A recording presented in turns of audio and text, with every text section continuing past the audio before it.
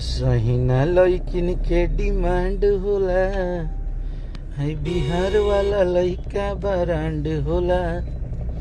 सबके प्रणाम बा, नमस्कार बा। लाइव के जुड़ी जा लाइव में और शेयर करी जा आप सब फटाफट। जितना भी हमारे भाई हैं हिट मशीन के चाहने वाले और मुझे अपने प्यार में पागल करने वाले जितने लोग हैं, आज ये लाइव में जुड़िए। आज बहुत सारा बात हम लोग करेंगे।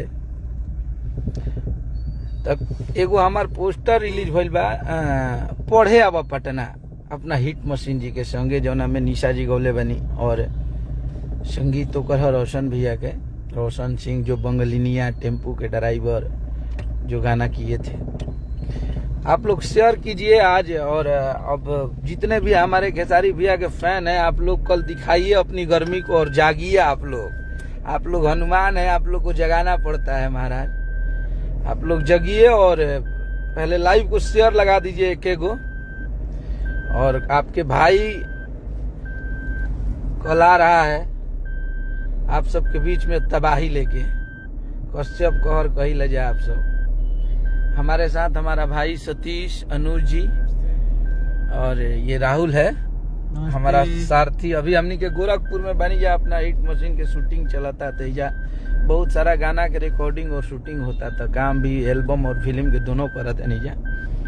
बहुत दिनों बाद आपका गाना आ रहा है भैया, कोई बात नहीं है। वो कट गई लगा हमरा बुझाइला, कोई बात नहीं, थोड़ा सा कॉल आ जाएगा। चलिए आप लोग कल 3 बजे तैयार रहिएगा। स्पीड रिकॉर्ड भोजपुरी पे अभी से ही जाके अपडेट हो जाइए आप लोग। आपका कश्यप कहर वहां पे आ रहा है।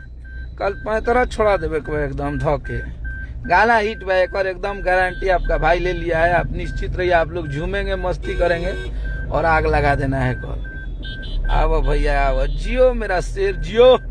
कल आप लोगों को जग जाना है अपने कश्यप के लिए, क्योंकि आप सबों ने फिर से हमें हिम्मत दिया है, फिर से हमें ये बताया है कि हमारे साथ इतने लोग जब खड़े हैं तो ठीक है, चैनल पे स्ट्राइक आइल, चाहे चैनल नहीं चल पाओ कोनो बात ना, लेकिन हमार पहचान एगो राइटर से है, ना कि कोनो कंपनी मालिक से। वो आदमी काम करने के लिए एक चैनल बनाया था और जिसपे अपना काम करता था, अपने गाने बजवाते थे। लेकिन हमारी पहचान आप सबों के बीच में एक राइटर से है और उस राइटर की पहचान देने वाले श्री खेसारी लाल यादव जी हैं। तो कोनो बात नहीं है, हम लोग मेहनती लोग हैं, हताश नहीं होना है। आप लोगों ने इतने दिनों में मुझे यही समझाया है कि भैया कोई बात नहीं, हम लोग हैं आपके साथ। और सच में जब आप लोग जैसे भाई जिसके पास हैं, हिट मशीन के जितने भी फैन हैं, ऐसा लगता है कि अखिलेश कश्यप को अपने परिवार का एक बेटा, एक भाई जैसा प्यार करते हैं। तो कोनो बात नहीं है, आप लोग जब बानी जाए तो हमनी के कहीं पहाड़ पर चढ़ के झंडा गाड़ देव जाए। हाँ, तो आप लोग का मोहब्बत ऐसे ही मिलत रहो। और कल तनी दिखा दी जा आप सब कि आप सब के पावर का होला, आप सब के मोहब्बत का होला ये लोग। और ये बीच में बहुत सारा लोग के एक से एक बात भी सुने के मिलल और ऐसा चीज बोले लागल लोग। खैर कोनो बात नहीं है, सब महादेव है, महाकाल है, माता रानी है, देख रही है, सबका हिसाब होगा यहीं पे। ही कलयुग है साहब। काल आप लोग के जवाब देवे के बा और जवाब के रूप में वो गाना के सुपर हिट करावे के बा। वो गाना के कैसा 100, आज हमारे को गाना छठ के 100 मिलियन के क्लब में फिर शामिल भाई। और लाइन से हमरा लागत है कि अब हम खुदे भुला गए बनी कि हमारे कितना गाना आप लोग 100 मिलियन, 200 मिलियन, 300 मिलियन, 400 मिलियन किए। तो आप लोग का मोहब्बत है, आप लोग ऐसे ही मोहब्बत बनाए रखिए अपने कश्यप पे। और आपका कश्यप बारूद है, लेके आएगा भाई। हमारे तो जोड़िए हुए है, अखिलेश खेसारी अगर आ गया तो होगा। तो कल जितने भी खेसारी भैया के फैन है, वो खुद को एक दिन के लिए हिट मशीन बन जाइए कि I am hit machine, I am Khesari Lal Yadav. और कल धुआं धुआं कर देना है, उड़ा देना है कल द के। कैसे कि कल एगो बढ़िया गाना बहुत अच्छा। तो आप लोग कल गर्दा कबार दीजिए, 15 छोड़ा दी बका बका बोलना में। हमने तो सबका कल्याण किया है। हम लोग मेहनती लोग हैं, अपने मेहनत के बलबूते पे यहाँ तक हैं। राजनीति चपलूसी कह के ना, मेहनत करीला, लिखब तो बाजी। एमे तू कतनो के षड्यंत्र कली ओहिजा ना रोक पाई केहू। आनी हो, बाढ़ के पानी आई तो बह जाई।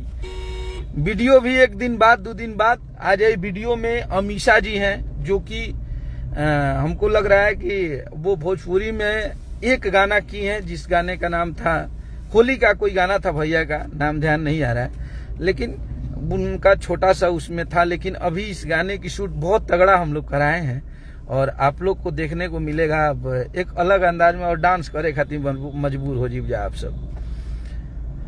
तो आप लोग कल धुआं कर देवे के बाद कल आप लोग स्पीड रिकॉर्ड भोजपुरी पे जाके इतना प्यार दे दीजिएगा कल ना, कि कबो ही ना लगो, कबो ही महसूस ना हो कि जौन चीज आप सबसे मंगाइल बा तो चीज आप सब दिल खोल के दिले बन जाए। और यही अब समय आयल बा हिट मशीन के जितने भी फैन है उन लोगों को जगने का, जितने भी उनके प्रमोट करने वाले, जितने भी उनके न्यूज बनाने वाले भैया हैं, सबको नतमस्तक प्रणाम है कि आप लोग लग के और इस गाने को सुपर डुपर हिट कराइए, क्योंकि साफ सुथरा गाना और बढ़िया गाना कश्यप लेके आता है और तबाही मचा देता है।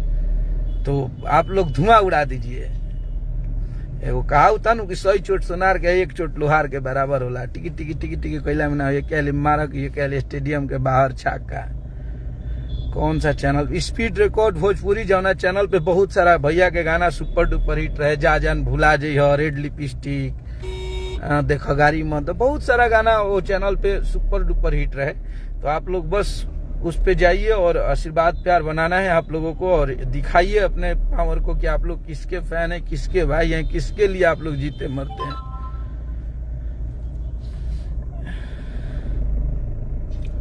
और कल जौन भी गाना रिलीज होता तो सिनेमा के कुछ गाने के ऑडियो भी रिलीज हो गई बा, वीडियो होता